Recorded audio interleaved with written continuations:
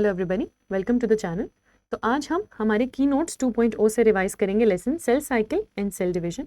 इस की नोट्स का पीडीएफ आपको t.me/anandmani001 टेलीग्राम चैनल पर मिल जाएगा। आपको ये वेबसाइट पर भी मिल सकता है, तो आप इस टेलीग्राम चैनल को ज्वाइन कर सकते हैं। अगर आप इस चैनल पर न्यू हैं तो चैनल को सब्सक्राइब कर दीजिए और बेल आइकन प्रेस कर दीजिए। तो चलिए cell cycle and cell division revise करना शुरू करते हैं। हर ऑर्गेनिज्म अपनी लाइफ साइकिल एक सिंगल सेल से स्टार्ट करता है। एक ऑर्गेनिज्म की ग्रोथ और रिप्रोडक्शन सेल डिवीजन पे ही डिपेंड करती है। सेल डिवीजन और सेल मल्टीप्लिकेशन मिलकर सेल रिप्रोडक्शन के लिए रिस्पॉन्सिबल होते हैं। सेल डिवीजन से जो डॉटर सेल्स बनती हैं वो फिर ग्रो करती हैं, फर्दर डिवाइड करती हैं और इसी से सेल की पॉपुलेशन आगे बढ़ती है। सेल साइकिल को अगर आप समझना चाहोगे तो सेल साइकिल सेल की पूरी जर्नी है जिसमें सेल डीएनए का भी सिंथेसिस करता है और फिर फाइनली 2 डॉटर सेल्स में कन्वर्ट हो जाता है। सबसे पहले हम सेल ग्रोथ की बात करते हैं जिसमें साइटोप्लाज्मिक इंक्रीज होता है। वो एक कंटिन्यूस प्रोसेस है, हमेशा चलता रहता है, लेकिन डीएनए का सिंथेसिस होना एक स्पेसिफिक स्टेज पर ही होता है। ये सारे स्टेप्स जिनसे सेल साइकिल होती है, इन सब का होना जेनेटिक कंट्रोल के अंदर होता है। सेल साइकिल का ड्यूरेशन क्या रहेगा ये सेल टू सेल डिपेंड करता है। अगर हम एक टिपिकल यूकैरियोटिक सेल की बात करें, जैसे कि ह्यूमन सेल की बात करें, तो उनके अंदर 24 आवर्स के लिए सेल साइकिल चलती है। ईस्ट 90 मिनट्स में डिवाइड कर लेते हैं। बैक्टीरिया जैसे कि ई कोलाई 20 मिनट्स में डिवाइड करते हैं और इन ड्यूरेशन से क्वेश्चन पूछा जाता है। सेल साइकिल की फेसेस की अगर आप बात करोगे तो बेसिकली 2 फेस होते हैं। पहला फेस होता है इंटरफेस और दूसरा होता है एम फेस। इंटरफेस को रेस्टिंग फेज भी कहा जाता है। 2 एम फेजेस के बीच का जो फेस होता है उसे हम इंटरफेस कहते हैं। इस फेज के अंदर सेल ग्रोथ भी करेगा और डीएनए का सिंथेसिस भी होगा। इस टाइम पीरियड में सेल अपने आप को प्रिपेयर करता है, जिसमें सेल की ग्रोथ होती है, डीएनए का रेप्लिकेशन होता है, ताकि फाइनली सेल एम फेज में एंट्री ले सके। इंटरफेस पूरी सेल साइकिल का 95% ऑफ द टाइम ले लेता है और बाकी के 5% ऑफ द टाइम में एम फेज या माइटोटिक फेज होता है। इंटरफेस को भी फर्दर हम 3 फेजेस में डिवाइड कर सकते हैं। सबसे पहला हमारे पास आता है G1 फेज। G1 फेज को गैप 1 फेज भी कहा जाता है। ये फर्स्ट ग्रोथ फेज है। It is the interval between mitosis and DNA replication. G1 phase में सेल की कंटिन्यूस ग्रोथ होती है, सेल मेटाबॉलिकली एक्टिव होता है, अपने आप को डीएनए रेप्लिकेशन करने के लिए प्रिपेयर करता है, कुछ आरएनए और प्रोटीन्स का सिंथेसिस भी यहाँ पर होता है। G1 फेज के बाद नेक्स्ट फेज आता है एस फेज या सिंथेटिक फेज। इसे एस या सिंथेटिक फेज इसलिए कहते हैं क्योंकि यहाँ पर डीएनए का रेप्लिकेशन होता है। ये सबसे लॉन्गेस्ट फेज है। इंटरफेस में यहाँ पे डीएनए का रेप्लिकेशन होता है, यानी कि अमाउंट ऑफ डीएनए डबल हो जाता है, लेकिन क्रोमोसोम का नंबर इंक्रीज नहीं होता। अगर इनिशियली अमाउंट ऑफ डीएनए को आप 2C कहेंगे तो इस फेज के बाद अमाउंट ऑफ डीएनए 4C हो जाएगा। लेकिन अगर क्रोमोसोम्स या आप एक डिप्लॉयड सेल के अंदर उसे 2N से रिप्रेजेंट करेंगे तो आफ्टर एस फेज भी वो 2N ही रहेगा और इस चीज से काफी क्वेश्चन हमको मिलते हैं। एनिमल सेल में रेप्लिकेशन न्यूक्लियस में स्टार्ट होती है। सेंट्रियोल का डुप्लीकेशन भी एस फेज के अंदर ही होता है। Both DNA and centriole duplicate in S phase. जो थर्ड फेज इंटरफेस में आता है उसे हम G2 या गैप 2 फेज कहते हैं। ये सेकेंड ग्रोथ का फेज है। यहाँ पर भी सेल कंटिन्यूसली ग्रो करता रहता है, आरएनए और प्रोटीन का सिंथेसिस भी होता है और सेल अपने आप को माइटोसिस के लिए प्रिपेयर करता है। इंटरफेस एंड होने के बाद स्टार्ट होता है एम फेज या फिर माइटोटिक फेज। यहाँ पर एक्चुअल सेल डिवीजन होता है। अगर हम 24 आवर्स की ड्यूरेशन की सेल साइकिल की बात करते हैं तो माइटोटिक फेज, माइटोसिस फेज या एम फेज सिर्फ 1 आवर के लिए ही रहता है, 1 घंटे के लिए ही रहता है। एम फेज में भी फर्दर 2 चीजें आएंगी, nucleus division and cytoplasmic division. Nucleus division जिसे हम कैरियोकाइनेसिस कहते हैं और साइटोप्लाज्मिक डिवीजन जिसे हम साइटोकाइनेसिस कहते हैं। कुछ सेल्स होते हैं जो डिवाइड ही नहीं करते, जैसे कि हार्ट सेल्स, और कुछ ऐसे सेल्स होते हैं जो सिर्फ ओकेजनली डिवाइड करते हैं, जैसे किसी डैमेज या डेड सेल को रिपेयर करने के लिए। एक और स्टेज होती है जिसे हम कहते हैं क्वीसेंट स्टेज या G0 फेज। कुछ सेल्स जीवन के एंड में इस इनएक्टिव स्टेज में एंटर कर जाते हैं, जहां पर वो मेटाबॉलिकली एक्टिव होते हैं पर सेल डिवीजन नहीं कर रहे होते, प्रोलिफरेट नहीं कर रहे होते। रिक्वायरमेंट के अकॉर्डिंग सेल G0 स्टेज में एंट्री ले सकते हैं और G0 स्टेज से भी हमें काफी क्वेश्चन मिलते हैं। चलिए माइटोसिस को समझ लेते हैं। माइटोसिस ही सेल डिवीजन को हम माइटोसिस ही कहते हैं। जनरली माइटोसिस हमें सोमैटिक सेल्स में देखने को मिलता है। ये एक तरीके का इक्वेशनल डिवीजन है। इक्वेशनल डिवीजन यानी पेरेंट और प्रोजेनी में नंबर ऑफ क्रोमोसोम्स सेम रहते हैं। माइटोसिस जनरली हमें डिप्लॉइड सोमैटिक सेल्स में देखने को मिलता है, लेकिन ये हेप्लॉइड सेल्स में भी प्रेजेंट हो सकता है, जैसे lower plants and some insects, और इस लाइन से भी क्वेश्चन बिल्ड होता है। ये आपकी सेल साइकिल का सबसे ज्यादा ड्रामेटिक फेस होता है। यहाँ पर रीऑर्गेनाइजेशन होगा सारे सेल कंपोनेंट्स का।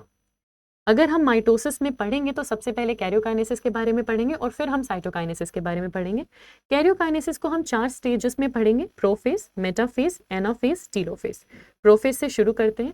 प्रोफेज पूरी माइटोसिस का सबसे लॉन्गेस्ट फेज होता है। इसको अगर आप अर्ली और लेट प्रोफेज में डिवाइड कर लो तो प्रोफेज, अर्ली प्रोफेज के अंदर क्रोमेटिन क्रोमोसोम्स में कन्वर्ट होते हैं, उनका कंडेंसेशन स्टार्ट होता है। न्यूक्लियोलस अभी अपने न्यूक्लियोलर ऑर्गेनाइजर रीजन से ही अटैच्ड रहता है क्रोमोसोम में। क्रोमोसोम्स 2 क्रोमेटिड्स में स्प्लिट हो जाते हैं, 2 क्रोमेटिड्स हमें विजिबल होने लग जाते हैं। कंडेंसेशन ऑफ क्रोमोसोम्स यहाँ पर कंटिन्यू होता रहता है। सेंट्रियोल्स जिनका डुप्लीकेशन हुआ था वो अपोजिट पोल्स की तरफ मूव करते हैं और एस्ट्रल रेज बनाना शुरू करते हैं। एस्ट्रल रेज और सेंट्रियोल्स को एक साथ एस्टर कहा जाता है। तो ऐसे 2 एस्टर हमें 2 अपोजिट पोल्स पे दिखते हैं जो स्पिंडल फॉर्मेशन कर रहे होते हैं। प्रोफेज के अंदर ही जो आपके सेल ऑर्गेनल्स हैं, न्यूक्लियर एनवेलप है, न्यूक्लियोलस है, बाकी सेल ऑर्गेनल हैं जैसे गोल्गी कॉम्प्लेक्स, ER, वो सब डिसअपीयर होने लग जाते हैं और स्पिंडल फाइबर का ओरिजिनेशन भी होता है। फिर आता है मेटाफेज। मेटाफेज में न्यूक्लियर एनवेलप कंप्लीटली डिसइंटीग्रेट हो चुका होता है। क्रोमोसोम्स पूरे साइटोप्लाज्म में स्प्रेड हो जाते हैं। क्रोमोसोम का कंडेंसेशन यहाँ पर फाइनली कंप्लीट हो जाता है। इस स्टेज पर हमें सबसे ज्यादा क्लियरली क्रोमोसोम विजिबल होते हैं, इसलिए कभी भी जब क्रोमोसोम्स की स्टडी की जाती है तो वो मेटाफेज स्टेज में की जाती है। एक क्रोमोसोम 2 सिस्टर क्रोमेटिड्स का बना हुआ है जो आपस में सेंट्रोमियर से अटैच्ड होते हैं। ये सारे क्रोमोसोम्स इक्वेटर पर अपने आप को अलाइन कर लेते हैं और मेटाफेज प्लेट बनाते हैं। मेटाफेज प्लेट का बनना इनका कैरेक्टरिस्टिक फीचर है जो कि मेटाफेज में ही हमें दिखाई देता है। स्पिंडल फाइबर जो दोनों पोल्स पर बन रहे थे वो हर क्रोमेटिड के काइनेटोकोर से अटैच हो जाते हैं। काइनेटोकोर वो डिस्क शेप स्ट्रक्चर है जो कि सेंट्रोमियर के सरफेस पर प्रेजेंट है और ये हमसे PYQ में पूछा गया है। क्रोमोसोम्स जिन्होंने अपने आप को इक्वेटर पर अरेंज किया था उन क्रोमेटिड से काइनेटोकोर इस तरीके से अटैच्ड होते हैं ताकि स्पिंडल फाइबर के कॉन्ट्रैक्शन से वो अपोजिट पोल्स की तरफ मूव करवा लिए जा सके। मेटाफेज के बाद थर्ड फेज आता है माइटोसिस में जिसे हम कहते हैं एनाफेज। एनाफेज के बारे में हमें याद रखना है कि ये शॉर्टेस्ट फेज है। सेंट्रोमियर का डिवीजन यहाँ पर होगा लॉन्गिट्यूडनली और दोनों डॉटर सेल्स के लिए क्रोमोसोम्स दोनों एंड पर मूव कर जाते हैं। 2 daughter chromatids move towards the opposite poles जो कि फ्यूचर डॉटर न्यूक्लियाई के क्रोमोसोम्स की तरह बिहेव करते हैं। जैसे ही स्पिंडल फाइबर कॉन्ट्रैक्ट करती है क्रोमेटिड्स अपोजिट पोल्स की तरफ मूव करते हैं। एनाफेज के बाद आता है टीलोफेज जिसे अपोजिट ऑफ प्रोफेज भी कहते हैं। This is just opposite to prophase. Opposite to prophase. जो क्रोमोसोम कंडेंस हुआ था वो वापस डीकंडेंस होने लग जाएगा। क्रोमोसोम फिर से क्रोमेटिन फाइबर्स बन जाएंगे और अपनी इंडिविजुअलिटी खत्म कर लेंगे। न्यूक्लियर एनवेलप जो डिसअपीयर हुआ था वो फिर से असेंबल होगा। 2 डॉटर न्यूक्लियाई आपको मिल जाएंगे। सारे सेल ऑर्गेनल्स रीअपीयर हो जाएंगे। स्पिंडल फाइबर्स जो फॉर्म हुए थे वो वापस से डिसअपीयर हो जाएंगे। तो it's just opposite to prophase. आपके कैरियोकाइनेसिस होने के बाद होता है साइटोकाइनेसिस। कैरियोकाइनेसिस होने से 2 न्यूक्लियाई अलग हो गए थे, अब हमें फाइनली 2 डॉटर सेल्स को अलग करना है। जब टीलोफेज प्रोग्रेस में होता है तभी साइमल्टेनियसली साइटोकाइनेसिस शुरू हो जाता है। एनिमल सेल और प्लांट सेल में साइटोकाइनेसिस का थोड़ा सा डिफरेंस होता है। एनिमल सेल में साइटोकाइनेसिस क्लीवेज फरो बनाकर होता है। वो आपके पेरिफेरी से शुरू होता है और सेंटर की तरफ आता है जिसे हम कहते हैं सेंट्रीपिटल। सेंट्रीपिटल। अगर आप प्लांट में बात करेंगे तो प्लांट में पहले सेंटर से डिवीजन होना स्टार्ट होता है, सेल प्लेट की फॉर्मेशन होती है। गोल्गी बॉडी के वेसिकल्स इक्वेटर पर अक्यूमुलेट कर जाते हैं।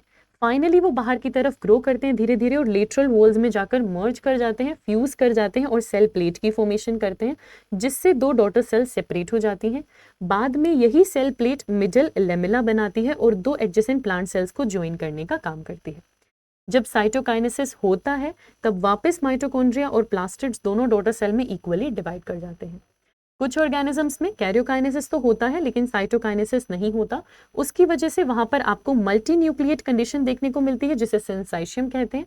इसका एग्जाम्पल हमको याद रखना है लिक्विड एंडोस्पर्म इन कोकोनट। माइटोसिस हमने पूरा पढ़ लिया, तो माइटोसिस के कुछ सिग्निफिकेंस भी हैं, उन्हें हम देख लेते हैं। माइटोसिस का एक बहुत बड़ा रोल है आइडेंटिकल जीनोम मेंटेन करने में। एक सेल से दो डॉटर सेल्स बनती हैं, एक डिप्लॉयड सेल से दो डिप्लॉयड डॉटर सेल्स बनती हैं जिनमें जीनोम बिल्कुल पेरेंट की तरह आइडेंटिकल होता है। Same chromosome number because of mitosis आप सोमैटिक सेल्स में मेंटेन कर सकते हो। सेल डिवीजन से ही वहां पर बॉडी ग्रोथ होती है मल्टीसेल्युलर ऑर्गेनिजम्स में, जो कि माइटोसिस से होता है। प्लांट में जहां कंटिन्यूस डिवीजन हो रहा है मेरिस्टेमेटिक टिश्यूज में, वहां पर भी हमारे पास माइटोटिक डिवीजन ही होता है। न्यूक्लियोसाइटोप्लाज्मिक रेशियो मेंटेन करने में माइटोसिस मदद करता है। इस चीज़ पे हमें कई बार क्वेश्चन मिलता है। जहां पर भी कोई सेल डैमेज हुआ है उसको रिपेयर करना है या रिप्लेसमेंट करना है तो वहां पर भी माइटोटिक डिवीजन होता है, जैसे कि upper layer of epidermis, lining of gut, blood cells constantly replace होते हैं थ्रू माइटोसिस। इतना हमें जानना था माइटोसिस के बारे में। अब हम फटाफट से रिवाइज कर लेते हैं मियोसिस। माइटोसिस हमारा इक्वेशनल डिवीजन था, मियोसिस रिडक्शनल डिवीजन है, क्योंकि यहाँ पर नंबर ऑफ क्रोमोसोम्स हाफ हो जाते हैं, diploid cell haploid daughter cell में कन्वर्ट हो जाता है। ये डिवीजन डिप्लॉयड जर्म सेल्स के अंदर होता है, क्रोमोसोम नंबर हाफ में कन्वर्ट हो जाते हैं और गैमेट की फॉर्मेशन करते हैं। इसलिए ज्यादातर हम जानते हैं मियोसिस गैमेटोजेनेसिस में मदद करता है, जिससे हमें हैप्लॉयड डॉटर सेल्स या हैप्लॉयड गैमेट्स ऑब्टेन होते हैं। इससे आपको एक ऑर्गेनिज्म का हैप्लॉयड फेज ऑब्टेन होता है। फाइनली फर्टिलाइजेशन से डिप्लॉयड फेज फिर से रिस्टोर हो जाता है। मियोसिस को भी अगर आप समझोगे तो मियोसिस को दो पार्ट्स में डिवाइड कर सकते हैं, मियोसिस 1 एंड मियोसिस 2। लेकिन डीएनए रेप्लिकेशन एक ही बार होगा। मियोसिस 2 स्टेजेस में होगा बट डीएनए रेप्लिकेशन एक ही बार होगा। मियोसिस के अंदर होमोलोगस क्रोमोसोम्स की पेयरिंग भी देखने को मिलेगी और उनके बीच में रिकॉम्बिनेशन भी देखने को मिलेगा। मियोसिस 1 पेरेंटल क्रोमोसोम्स के रेप्लिकेशन के बाद ही स्टार्ट होता है, यानी उससे पहले भी एस फेज आता है, जैसा हमने माइटोसिस में देखा था। मियोसिस से 2 डॉटर सेल्स नहीं 4 डॉटर सेल्स बनती हैं जो कि हैप्लॉइड होती हैं। मियोसिस 1 में प्रोफेज 1, मेटाफेज 1, एनाफेज 1 और टीलोफेज 1 आते हैं, और मियोसिस 2 में प्रोफेज 2, मेटाफेज 2, एनाफेज 2 और टीलोफेज 2 आते हैं। मियोसिस 2 काफी हद तक माइटोसिस जैसा ही होता है। हम शुरुआत करेंगे मियोसिस 1 के पढ़ने से। मियोसिस 1 में सबसे पहले हम पढ़ेंगे प्रोफेज 1 के बारे में। प्रोफेज 1 टिपिकली बहुत लॉन्ग और काफी कॉम्प्लेक्स होता है, माइटोसिस से कहीं ज्यादा। प्रोफेज 1 में 5 फेसेस आते हैं क्रोमोसोम के अलग अलग बिहेवियर के अकॉर्डिंग, जिसमें इंक्लूड होता है लेप्टोटीन, जाइगोटीन, पेकाइटीन, डिप्लोटीन, डाइकाइनेसिस। इन पांचों फेसेस के अलग अलग कैरेक्टरिस्टिक्स से हमें कई बार क्वेश्चन मिलता है, तो एक एक करके इनको देख लेते हैं। लेप्टोटीन या लेप्टोनीमा। लेप्टोटीन या लेप्टोनीमा में क्रोमोसोम्स क्रोमैटिन फाइबर्स क्रोमोसोम्स में कन्वर्ट होने लग जाते हैं, न्यूक्लियस एनलार्ज हो जाता है। आपको क्रोमोसोम्स अब बहुत क्लियरली विजिबल होने लग जाएंगे क्योंकि क्रोमैटिन कंपैक्ट होकर क्रोमोसोम की फॉर्मेशन करते हैं। ये कहाँ पर होता है? लेप्टोटीन में होता है। फिर आपकी स्टेज आती है जाइगोटीन, जिसे जाइगोनीमा बोलते हैं। फर्दर क्रोमोसोम अब बहुत अच्छे से कंडेंस हो जाता है, लेकिन जो कैरेक्टरिस्टिक फीचर आपको याद रखना है वो आपको साइनेप्सिस याद रखना है। यहाँ पर होती है होमोलोगस क्रोमोसोम्स की पेयरिंग। होमोलोगस क्रोमोसोम्स पेयर कर साइनेप्सिस बनाते हैं, साइनेप्टोनीमल कॉम्प्लेक्स बनाते हैं। यहाँ का कैरेक्टरिस्टिक फीचर हमें याद रखना है बाईवेलेंट। बाईवेलेंट क्यों? क्योंकि होमोलोगस क्रोमोसोम्स पेयर में प्रेजेंट है, इसीलिए टर्म बाईवेलेंट यहाँ पर यूज की जाती है। जाइगोटीन के बाद आपके पास आता है पेकाइटिन, जिसे आप पेकाइनीमा भी कह सकते हो। ये कंपैरेटिवली लॉन्गर फेस है, प्रोफेस की पहली दोनों फेसेस से ज्यादा। यहाँ पर आपको क्रोमोसोम्स के क्रोमेटिड अब और क्लियरली विजिबल होंगे, इसलिए जो बाईवेलेंट क्रोमोसोम आपको दिख रहा था होमोलोगस क्रोमोसोम्स की वजह से, वो अब आपको टेट्राड में दिखेगा। यहाँ पर रिकॉम्बिनेशन होना इसका कैरेक्टरिस्टिक फीचर है, इसलिए रिकॉम्बिनेशन नोड्यूल हमें दिखाई देता है। यहाँ पर क्रॉसिंग ओवर देखने को मिलेगा, जेनेटिक रिकॉम्बिनेशन देखने को मिलेगा between non sister chromatids of homologous chromosomes. Crossing over हम किसे कहते हैं? जब दो non sister chromatids of two homologous chromosomes के बीच में जेनेटिक मटेरियल का एक्सचेंज होता है एक एंजाइम की मदद से, दैट इज रिकॉम्बिनेज, जिससे भी हमको क्वेश्चन पूछा जाता है। रिकॉम्बिनेशन पेकाइटिन की एंड में कंप्लीट हो जाता है और आपको साइड्स ऑफ क्रॉसिंग ओवर वहां पर मिल जाती हैं। पेकाइटिन के बाद आता है डिप्लोटीन। डिप्लोटीन में जो सिनेप्टोनीमल कॉम्प्लेक्स बना था, डिप्लोटीन के एंड में वो डिसॉल्व हो जाता है होमोलोगस क्रोमोसोम्स फिर से अब हमें बाइवेलेंट दिखेगा, वो एक दूसरे से सेपरेट हो जाते हैं क्रॉसओवर के बाद और एक एक्स शेप स्ट्रक्चर रह जाता है जिसे हम कहते हैं कायस्माटा। कायस्माटा का फॉर्मेशन डिप्लोटीन में जरूर होता है, लेकिन हमें बहुत इंपॉर्टेंटली याद रखना है कि टर्मिनलाइजेशन ऑफ कायस्माटा डायकाइनेसिस में होता है, क्योंकि इस चीज से भी हमको कई बार क्वेश्चन मिलता है। कई वर्टिब्रेट की ऊ साइट्स में डिप्लोटीन मंथ्स या फिर ईयर्स तक भी लास्ट करता है। डाइकाइनेसिस में क्रोमोसोम्स कंप्लीटली कंडेंस हो चुके हैं, क्योंकि प्रोफेस अब एकदम अपने एंड की तरफ आ चुका है। स्पिंडल फाइबर का ओरिजिनेशन स्टार्ट हो जाएगा पोल्स में से। होमोलोगस क्रोमोसोम्स को सेपरेट करने की तैयारी यहाँ पर स्टार्ट हो जाती है। न्यूक्लियोलस और न्यूक्लियर एनवेलप डिसअपियर होने लगते हैं, जैसा कि माइटोसिस के प्रोफेस में भी हो रहा था, क्योंकि अब हम प्रोफेस से किस में ट्रांजिशन करने वाले हैं, मेटाफेज में। तो यहाँ से स्टार्ट होती है आपकी मेटाफेज 1 स्टेज। आपका स्पिंडल फाइबर की फॉर्मेशन यहाँ पर कंप्लीट हो जाएगी। बाइवेलेंट क्रोमोसोम्स अपने आप को इक्वेटोरियल प्लेट पर अरेंज करते हैं, जो मेटाफेज का फीचर होता है। स्पिंडल फाइबर के माइक्रोट्यूब्यूल्स अपने आप को होमोलोगस क्रोमोसोम से यहाँ पर अटैच कर लेते हैं। फिर आता है एनाफेज, जहां पर होमोलोगस क्रोमोसोम्स सेपरेट होते हैं, लेकिन सिस्टर क्रोमेटिड्स अभी भी अपने सेंट्रोमियर से अटैच रहते हैं। एनाफेज 1 के बाद हमारे पास आता है टीलोफेज, जो बिल्कुल प्रोफेज 1 का अपोजिट होता है। न्यूक्लियर मेम्ब्रेन, न्यूक्लियोलस फिर से रीअपियर होता है। हमें 2 हैप्लॉइड डॉटर न्यूक्लियाई यहाँ पर मिल चुके हैं, इसीलिए इसे हम डायड ऑफ सेल बोलते हैं।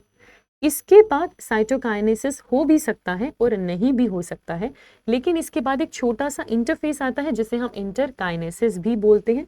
इंटरकाइनेसिस बाकी सब पूरा इंटरफेस की तरह ही होता है, लेकिन यहाँ पर डीएनए रेप्लिकेशन नहीं होता। ये बात हमको याद रखनी है कि यहाँ पर डीएनए रेप्लिकेशन नहीं होता। ये एक छोटा सा फेस है जो 2 मियोटिक डिवीजन के बीच में होता है। बाकी सारी ग्रोथ जो आपको मियोसिस के लिए रिक्वायर्ड है वो इस इंटरकाइनेसिस में हो जाती है। इंटरकाइनेसिस के बाद स्टार्ट होता है आपका नेक्स्ट फेज, जिसे आप बोलते हो मियोसिस 2। मियोसिस 2 माइटोसिस की तरह ही होगा, तो आपको याद करने में कंपैरेटिवली इजी लगता है। मियोसिस 2 में वही 4 स्टेज आएंगी, प्रोफेज 2, मेटाफेज 2, एनाफेज 2 और टीलोफेज 2। प्रोफेज 2 इमीडिएटली इनिशिएट होता है साइटोकाइनेसिस के बाद, usually before the chromosomes have fully elongated. Chromosomes फिर से कंपैक्ट होने लगते हैं, क्योंकि फिर से हम प्रोफेस में आ गए हैं। न्यूक्लियोलस, न्यूक्लियर मेम्ब्रेन फिर से डिसअपियर हो जाएगी दोनों न्यूक्लियाई में। फिर आपका मेटाफेज आएगा, जिसमें क्रोमोसोम्स अपने आप को इक्वेटर पर अरेंज करेंगे। फिर से माइक्रोट्यूब्यूल की फॉर्मेशन होगी, जो अपने आप को काइनेटोकोर से अटैच करेगी दोनों सिस्टर क्रोमेटिड्स के। अगर आप बात करेंगे एनाफेज 2 की, तो एनाफेज 2 में फिर से सेपरेशन होगा, पर इस पर सेपरेशन सिस्टर क्रोमेटिड्स का होगा, सेंट्रोमियर का होगा। सेंट्रोमियर स्प्लिट करेगा और दोनों सिस्टर क्रोमेटिड्स एक दूसरे से दूर चले जाएंगे टुवर्ड्स अपोजिट पोल। फिर आपका टीलोफेज 2 आता है। टीलोफेज 2 में जो 2 क्रोमोसोम्स सेपरेट हुए थे, उनके बाहर एक नई न्यूक्लियर एनवेलप डेवलप हो जाएगी, जस्ट अपोजिट टू प्रोफेज ये होता है यहाँ पे। और फाइनली आपके पास 4 सेल्स रेडी हो जाएंगे जो कि हैप्लॉइड होंगे, इसलिए हम इन्हें टेट्राड ऑफ सेल्स बोलते हैं, क्योंकि हमें 4 हैप्लॉइड डॉटर सेल्स यहाँ पर मिल जाते हैं, जो इस डायग्राम में भी आपको शो किया गया है। अब क्योंकि हमने मियोसिस पढ़ लिया, तो मियोसिस की भी कुछ सिग्निफिकेंस है जो हम देख लेते हैं। स्पीशीज के अंदर क्रोमोसोम नंबर कंजर्व रखने की जिम्मेवारी मियोसिस की है, ताकि फर्टिलाइजेशन के बाद भी 2n मेंटेन रहे। जेनेटिक वेरिएशन जो क्रॉसिंग ओवर से आया, वो मियोसिस की वजह से ही आ पाया, जिससे पॉपुलेशन में वेरिएशन आता है और एवोल्यूशन हो पाता है। रीऑर्गेनाइजेशन ऑफ जेनेटिक मटेरियल या जेनेटिक रिकॉम्बिनेशन हमें मियोसिस में ही देखने को मिलता है। जो वेरिएशन हमको दिखता है हैप्लॉइड डॉटर सेल्स में, वो मियोसिस की वजह से दिखता है। इंडिपेंडेंट असोर्टमेंट या क्रॉसिंग ओवर हमें यहाँ पर देखने को मिलती है। 2 टर्मिनोलॉजी है जो हम यहाँ पर देख सकते हैं। एक हमारे सामने आती है amitosis, cleavage of nucleus without recognisable chromosome distribution and spindle formation. बिना स्पिंडल फॉर्मेशन या क्रोमोसोम डिस्ट्रीब्यूशन के न्यूक्लियस का क्लीवेज होना, उसे हम एमाइटोसिस बोलते हैं। एक और वर्ड है हमारे पास, दैट इज ब्रैकीमियोसिस, जिसका मतलब होता है 2 reduction division and 1 equational division. इतना हमें इस चैप्टर के बारे में याद करना था। Thank you so much. इस चैप्टर के मैक्सिमम क्वेश्चंस आपको number of chromosomes, number of DNA से ही मिलते हैं, या फिर कुछ इंपॉर्टेंट फीचर्स ऑफ प्रोफेस 1 के डिफरेंट स्टेप्स में से आपको मिल जाते हैं, वहाँ से डायरेक्ट क्वेश्चन आपको आता है, जैसे टर्मिनलाइजेशन ऑफ कायस्माटा आपका डिप्लोटीन में हो रहा है, उस तरीके के क्वेश्चन आपको यहाँ से मिलते हैं। ये PDF आपको t.me/anandmani001 चैनल पर मिल जाएगा। आप वेबसाइट को भी ज्वाइन कर सकते हैं और टेलीग्राम को भी ज्वाइन कर सकते हैं। वीडियो पसंद आया तो वीडियो को लाइक कीजिएगा और चैनल को सब्सक्राइब कीजिएगा। बेल आइकन प्रेस करना मत भूलिएगा ताकि आप कोई भी नोटिफिकेशन मिस ना करें। थैंक यू सो मच, मिलते हैं नेक्स्ट वीडियो में।